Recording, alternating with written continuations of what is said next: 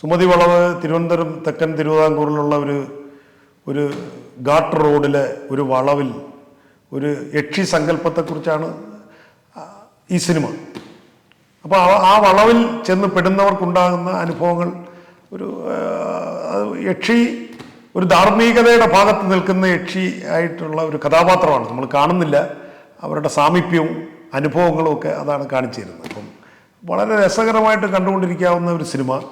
കുട്ടികളും കുടുംബങ്ങളും ഒക്കെ, കുട്ടികളാണ് കൂടുതലും അത് ആസ്വദിക്കുന്നത്.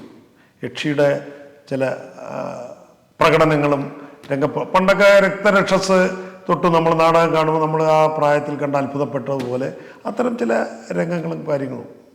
പക്ഷേ ഈ സിനിമ എനിക്ക് ശ്രദ്ധേയമായി തോന്നിയത് മലയാള സിനിമയിലെ മുൻനിര നായകന്മാരുടെയും സംവിധായകരുടെയും ഒക്കെ ഒരു അടുത്ത തലമുറയുടെ, പുതിയ തലമുറയുടെ ഒരു ചിത്രമാണ്. അതായത് ഈ സിനിമ സംവിധാനം ചെയ്തിരിക്കുന്നത് ശശി ശങ്കർ എന്ന സംവിധായകൻ. അതായത് സാമൂഹ്യ പ്രസക്തമായ സിനിമയ്ക്ക് നാഷണൽ അവാർഡ് കിട്ടിയ നാരായം എന്ന സിനിമ സംവിധാനം ചെയ്ത ശശി ശങ്കറിൻ്റെ മകനാണ് ഈ സുമതി വളവ് ചെയ്തിരിക്കുന്നത്.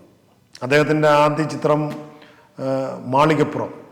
മാളികപ്പുറത്തിന് ഒരു അയ്യപ്പൻ്റെ ഒരു അദൃശ്യ സാന്നിധ്യം ആ സിനിമയ്ക്ക് വലിയൊരു തുണയേകി.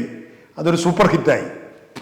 അപ്പോൾ ആ സിനിമയ്ക്ക് ശേഷം വരുന്ന സിനിമയിലും ഒരു ശക്തി സ്രോതസ് എന്നുള്ള തരത്തിലായിരിക്കണം ഈ സുമതി വളവിലെ അത്ഭുത പ്രവൃത്തികൾ.